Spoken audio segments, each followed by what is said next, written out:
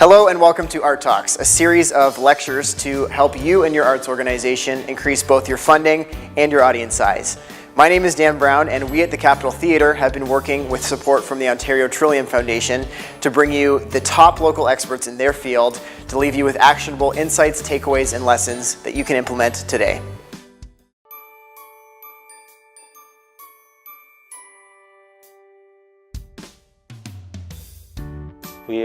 You've watched part one of the video, you've put together a video. Now what? What do you do? So I guess we'll sort of focus on YouTube. It's the main content hub there. So how do you get the most out of what you've uploaded? There is a very complicated algorithm behind YouTube's search function. It's thousands of lines of code. It's always changing. There's lots of blogs and content out there on how exactly it's done. But for the uploader, there are certain things you can just obviously do to try to just get the most out of your description and your title and what you put up there. So you do have a title, description, and your tags. And that sort of, YouTube will gather up that information and create what they call meta tags. And that sort of creates the descriptor of your video. And then you can, when someone goes in and searches, it'll match up all this video content based on the meta tag it's created. So first and foremost, you have your title. You just want that to be complete and descriptive. You want that to relate to what someone may be searching for. So if you're putting on a show, you'll want to probably include the title of your show and have a descriptor of what the video is. If it's a short film, if it's a promo video, if it's behind the scenes, you want to say behind the scenes. You want to have a very nice, accurate description. So when someone is scrolling through that list of videos, video results, they can instantly just look at that title, understand what you're presenting, and if that's what they're looking for, you want that title to grab their attention and get that click and get that play. In your description, you do have a lot more room to elaborate and provide a lot more information there. So you want something that's relevant, concise. You want to describe your video, describe your production, describe your group, or describe the event.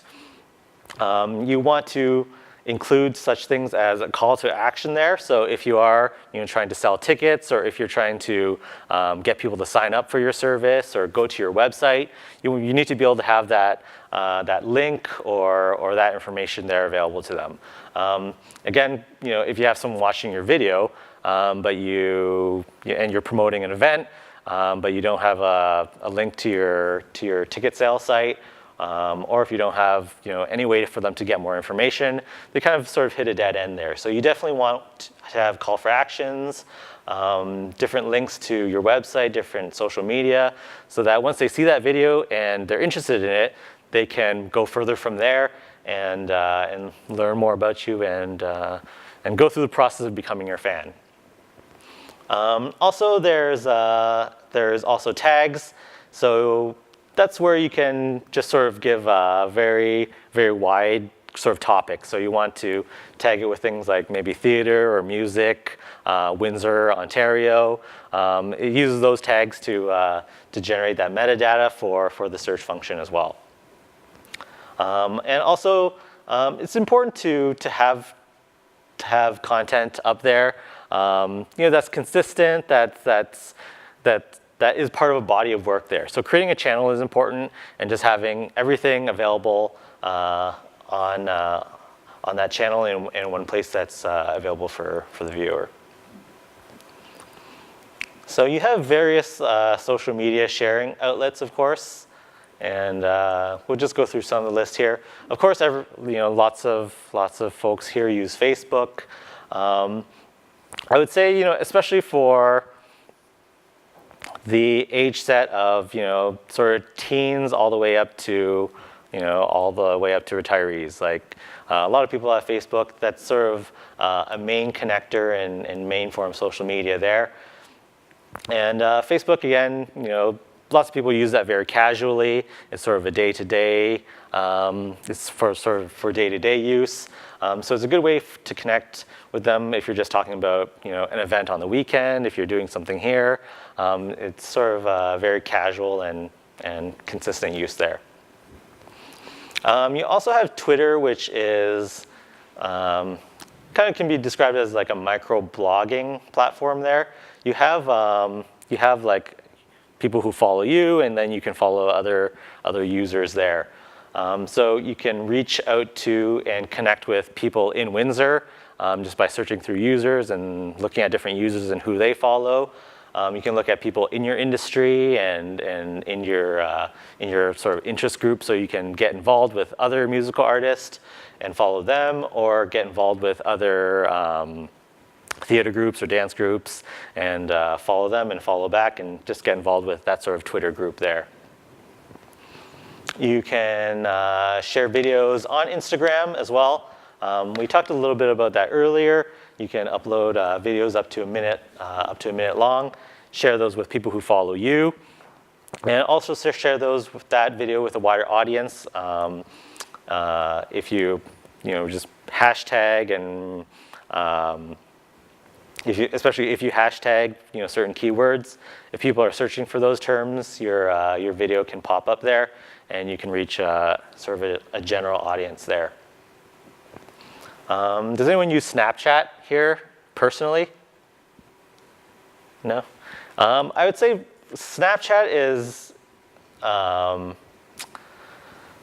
it is newer, and it's being used more for more by teens right now. But it appeared on the scene, became sort of like the hot app of the moment. And I'd say it's a very casual way to share pictures and video and just talk to people. I have used it before, just using through a personal Snapchat account. I create a Snapchat account, add all my friends from Facebook. So I did have a following of a couple, maybe around 100 people or so of your friends who use Snapchat. And although it's not a permanent place to host any sort of content, you're just showing clips back and forth with your followers. But for example, I use Snapchat to just to take a screenshot of a video and just said to my friends, hey, go to my Facebook profile and check out this video. And it's just a way to reach out to those people who follow you and give them a reminder to do something or check something out. LinkedIn is sort of like it has professional profiles. It's sort of used a lot in the work world. But actually, we've seen a lot of other videographers just use LinkedIn very well, just promoting video there.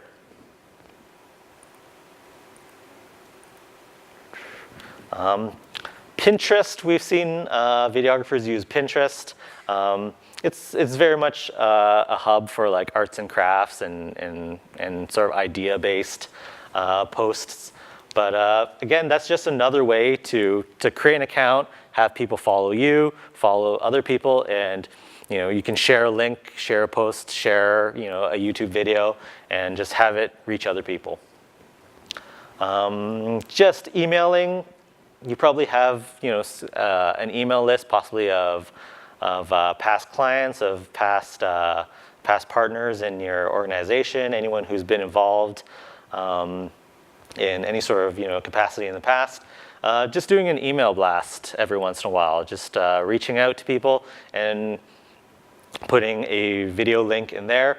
Studies have shown that including a video in an email increases the rate that increases the chance that someone will click on the video, open it up, and click through and view it.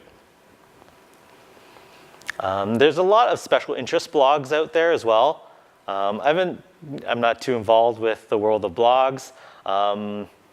But you have special interest blogs out there who you can get in touch with, who may do write-ups and also share your work as well. So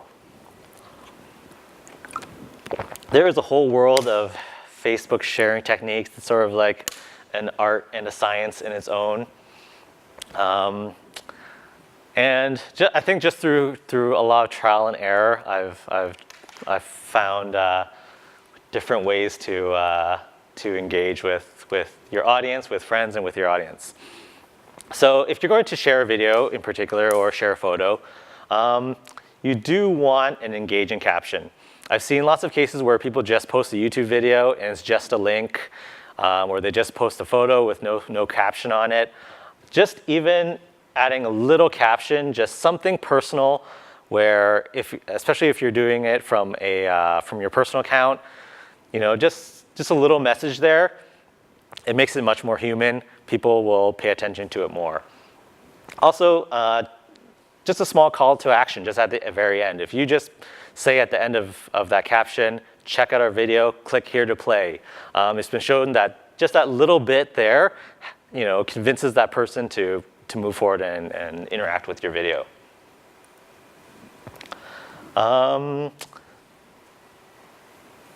There are peak times of use of Facebook and every social media platform.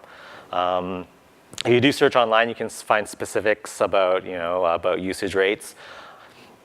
But of course, if you just think of it, if you post something at midnight, it will probably be less noticed than if you post it at 6 p.m.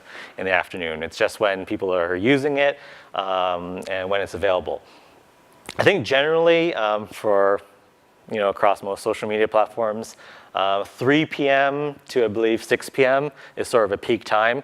So just sharing something, just posting something there, will get the most number of views there. But there is a lot of actual research out there. You can check that out, because Twitter, Facebook, they all have different usage rates and peak times. So if you've created a video and you want to maximize its sharing, you can share it on perhaps like a Facebook fan page or a personal page as well. But then you're reaching a certain number of people. You're reaching, say your 300 friends, and then if you have 500 fans on your fan page, it's reaching maybe like up to as few as 10 people. So for fan pages, Facebook has an algorithm where it shows a certain number of people. It never shows all 500 people, or it never shows all your fans. And they also have an algorithm where as everything you post becomes more popular and gets more clicks and more likes and more comments, then it goes on to show more people in their feeds. So what you want to do is, of course, be able to maximize that sharing and take advantage of that Facebook algorithm. And one way is, just to make sure that people are engaging and make sure that people are sharing it. So within your organization, within your group, you want to make sure that everyone is involved in promoting this video. So one person posts it, or one person shares it from your fan page, and then when you have that multiplier effect of say 20 other people sharing that video, it will reach all the people within their group as well, and you get a multiplier, and hopefully you get those views up. Also, repetitive sharing also ties in with peak times, and of course is a big part of maximizing your sharing. If you share a video once, say if you share it on Monday afternoon once, it will be seen by people who saw your feed, that Monday afternoon or Monday evening. You may have a lot of friends who didn't look at Facebook that day at all. You may have people who just skipped over and didn't notice it. So truthfully, sharing once is great, but you do need to share again. Obviously, there's a limit. You don't want to spam your friends, but just if you share Monday afternoon, maybe 2 or 3 days later, share that video again on Facebook, in the evening, on a Wednesday. And you have that ability to just reach a lot more people from your list there. I did discuss sharing from personal and fan page accounts. The fan page account is a bit tricky because of Facebook sort of restricts the amount of people that your posts are shown to. But if you have a lot of people on your personal page as well, you can reach a lot more people that way. And you do sort of want to balance that. You do, as from your personal account, you do want to represent your group well, and you want people to know that you are from your group and represent what you do. So sharing from both your personal and fan page reaches more people, and obviously reaches a different group of people.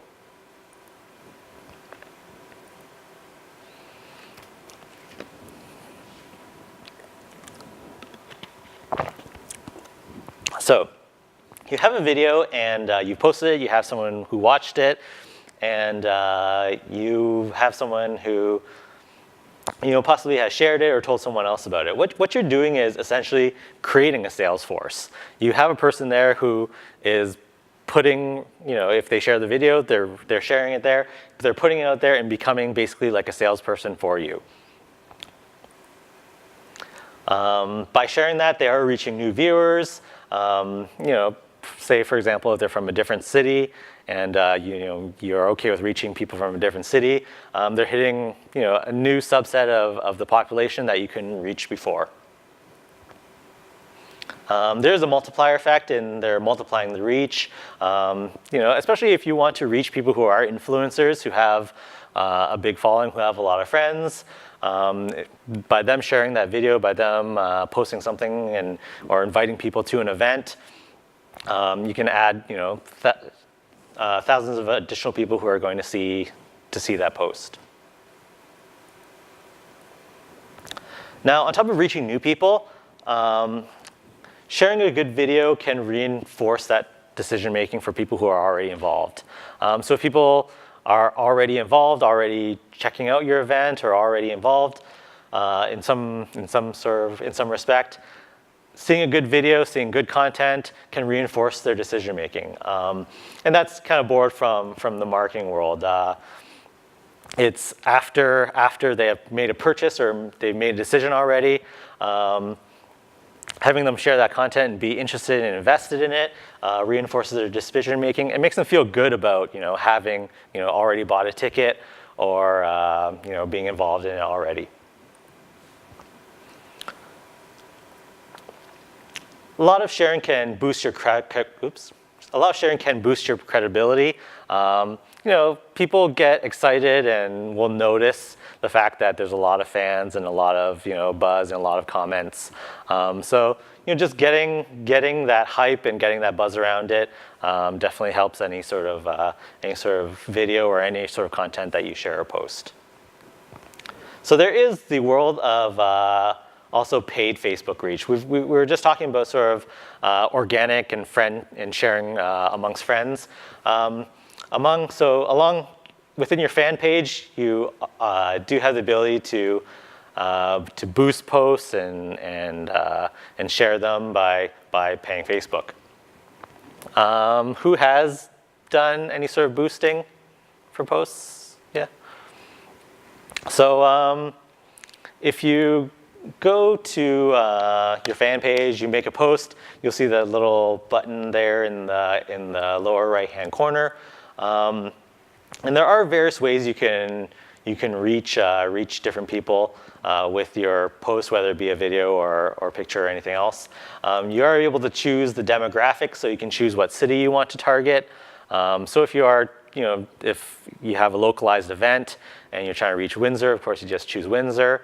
Or if you're trying to expand or do something else, you can build your demographic there. I believe the budget is from anywhere from $5 and up. $5, depending on how you set your audience, you can reach from like 100 people to depending on the size of your audience. Like if you are trying to reach Windsor, obviously there's a limit to the population of Windsor. So it will tell you how many people you can reach with your boosting. There's also duration, so you can set it for a certain number of days up until your event, or up until you just want to exhaust your budget there. And it will tell you your estimated reach, how many people you will reach, depending on what budget you put down. And it's, when you think about it and you look at the value here, at 20, I've seen different boosts where, if you put $20 into it, you can reach like 5,000 people, 5,000 potential people. It's worth it, and you can see your results, see how many people are clicking through. You're able to measure that. So it is nice to be able to see all those analytics from Facebook.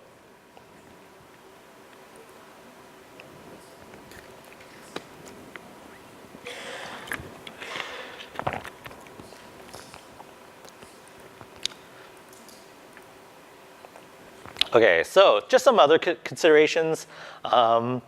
You've created a video, you've created some quality content, you're out there trying to share it.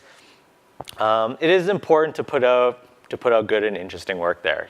If you do have a YouTube channel, or you do have an Instagram account, and you're putting work out there with consistency and regularity, people are attracted to just like a good-looking Instagram page. People are attracted to a good amount of content there. And that's how you try to attract followers and get a following there. In producing the video itself, it does depend a lot on the person who's putting together video, but there are certain lengths of a video that you want to create in order to keep people interested. Once you hit kind of over the 3-minute mark, people can lose interest. Another little tidbit, for example, you really want to capture people within like your first 10, 15 seconds of the video. Although you can, what you do want is you do want them to click play and at least get involved a slight bit. That first 10, 15 seconds is very crucial to, grabbing their attention and getting that, that full playthrough. Again, just consistency and regularity. Having content up there, especially with Facebook, is very important because Facebook sort of limits your audience. The more you post, the more people you will reach. So if you are just posting constantly, you'll just generally reach more people than if you just post once a week, or just if you don't pay attention to your Facebook page very often. And it is important to define your reach. Just trying to know who you want to reach with any piece of communication that you do. And that ties in with your goals as well. If you're trying to just increase knowledge of your organization, you are trying to reach a wide audience, probably local. If you're trying to sell tickets in particular, you're trying to reach either people who don't know about your organization, but maybe people who are interested in the arts already, who are interested in theater already. So you should be thinking about how can you reach people who are interested in theater but don't know about your company, who are interested in who are interested in bands but maybe not, who haven't heard of you, or who aren't interested in your style of music. It's always important to, before you set out on any of this, to understand who you're trying to reach and for what reason. And like we sort of described, the way you get there is through proper sharing. Just making sure that everyone in your organization, everyone you're working with, is actively involved. These people are your team. These are the people you're working with. And just making sure that everyone is on board and understands, that this is what you're trying to do. And just make sure that everyone is on board and sharing it and helping out.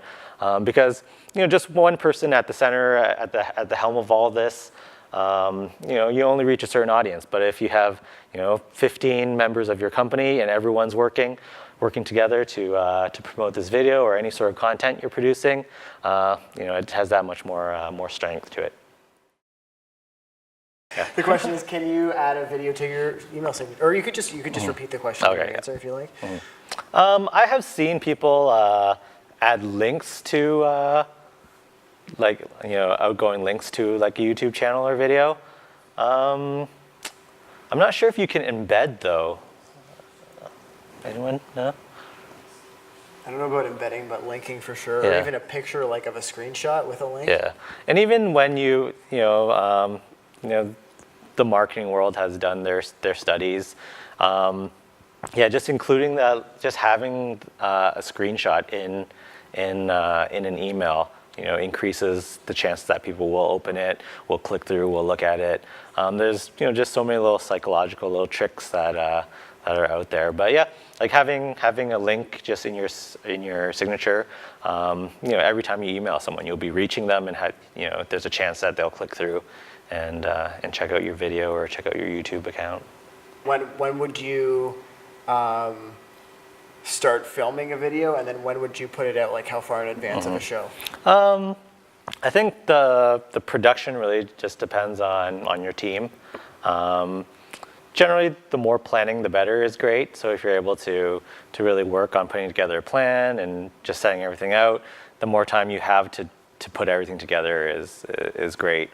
As far as when you'd want to post something, you want to give people enough like leeway time for them to hear about your event or production, to hear about it, to continue to learn more, to see other media, to join, an event. So you want to give them, maybe a couple weeks or some time to be able to become invested in what you're trying to promote.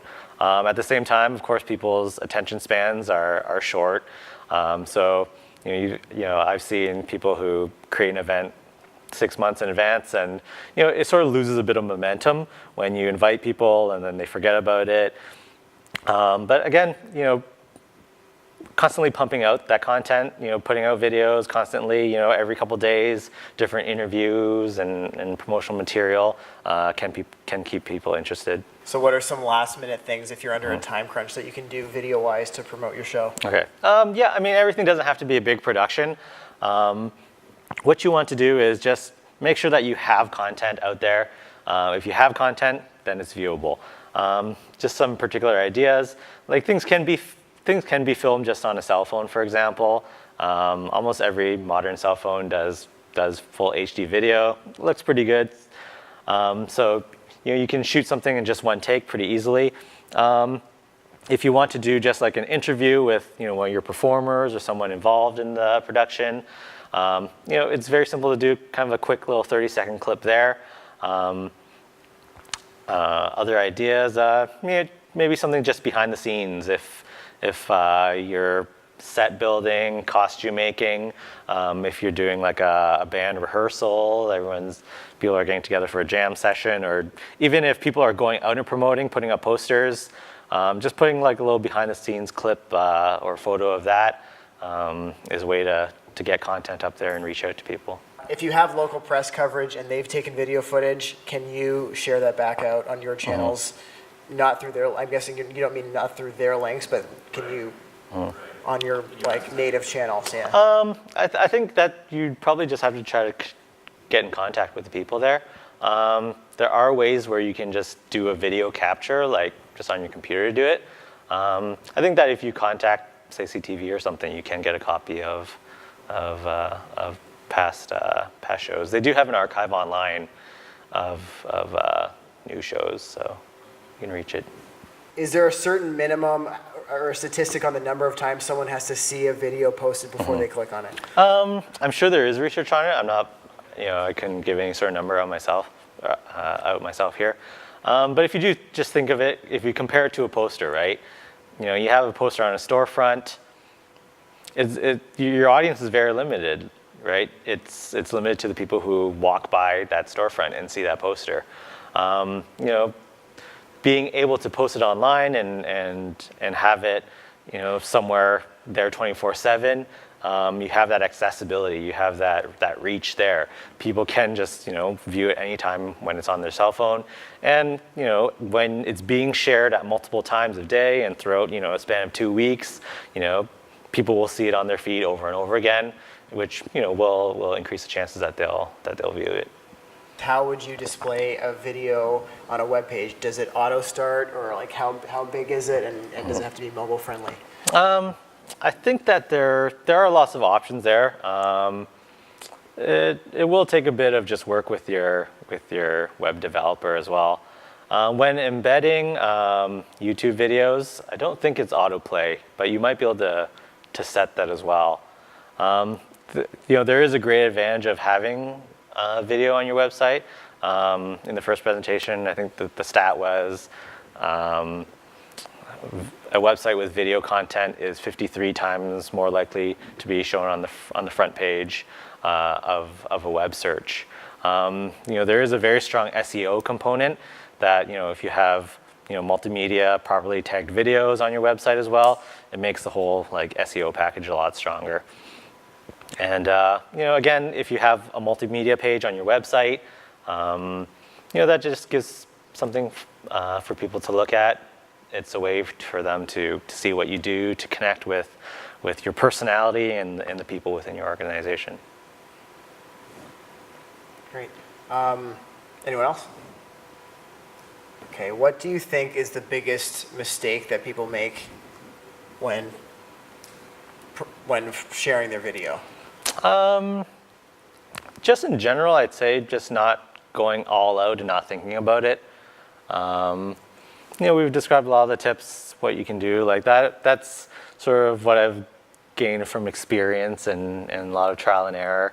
But I think people just think that, you upload a YouTube video and that's all you need to do, right? And then they kind of see, it hit 5 views and they wonder, what now? What did I do wrong? Of course, there are ways to reach an audience, through paid methods. But yeah, just having a team on board, people are a great asset. Just having a team on board and having everyone sharing and talking about things, talking about the video and promoting it. That's what you have to do. Would you ever, or have you ever, I'll grab you next, done like a shorter clip on Facebook or Instagram, like a section of the full video so that people have to click over to another channel to watch the full thing? And when would you use that? Yeah, that's an option too. That's sort of related to the limitations of certain platforms as well. Instagram just being a place for shorter video. So if you upload a short clip on Instagram, you can put like a full video in your profile and tell people, hey, check out the full video here. It's sort of like, it does relate to the attention span of the type of social media. Like I described, I'd used Snapchat before and just showed a little clip of the video and said, hey, check it out. Be creative with it, just be creative with what tools you have and try to get it out there. And can you upload a pre-recorded video to Instagram, or does it have to be like live from your phone? For Instagram, you can. There are ways of getting around it. If you produce a video and, for example, you can, even if you just plug your phone into your computer, you can get it onto your phone, or if you use Google Drive or some other sort of cloud service, you can get it on the cloud service and then get it on your phone, and you can upload a video to Instagram from there. But what are your thoughts on paying for more followers because of the group effect or social proof of having a big following and having more authority that way? Would you ever pay to get more followers? It's sort of mixed here. Like I think paying for views is in a way a form of advertising, right? If you are on a fan page and you're trying to boost your number of views, that's a totally valid way of promoting a video and reaching more people. As far as like paying for like ghost users or ghost followers in particular, I guess it can help, because people probably will be more likely to to check out your page if you have 1,000 viewers versus only 100. It sort of is kind of a tricky, sneaky way to do it. But to be honest, like if you do have an organization and a group, it's not that hard to really build a following and attract those people in sort of a more proper, organic, real way, though. And could you talk a bit about a video thumbnail use and strategy behind that, especially using a picture and text to make it more clickable? I think so. I'm not too sure about YouTube because we actually use Vimeo a little bit more. But yes, the thumbnail the like still that shows when you post a video is very important, and you want something that is attractive, that'll get your attention and convey this story that you're trying to, rather than just a blank screen or something that looks awkward there. I'm not positive, but I don't think YouTube allows you to choose if you're just a new user. I think you have to verify your account, which means that you either provide a phone number or email, or just phone number. You need to be on there for at least 30 days. You need to have 100 subscribers, and you need to have an email. Is it it has to be 100? I feel like that part. Or maybe it's definitely 30 days. Yeah. Or I think it might be if you have 100 subscribers, then you can upload like an image. Oh, you can pick your own. Yeah, you can pick your own. But then I think it gives you an option to choose of maybe like 3 screenshots within the video. Yes. Something like that, yeah. But the point is, don't just leave it on default. Yeah. Get an engaging picture and shot and title so people click. So the foremost advice for someone just jumping in and getting involved, it can be very much trial and error process. It's I'd say a lot of what I've learned is just again from trial and error as well. So jump in, have fun with it. Of course, it's not worthwhile if it's too much of a chore for you, right? So get into it, have fun with it, play around and see what works with your audience. See what works with your fans and see what people you're interested in reaching, what they're interested in.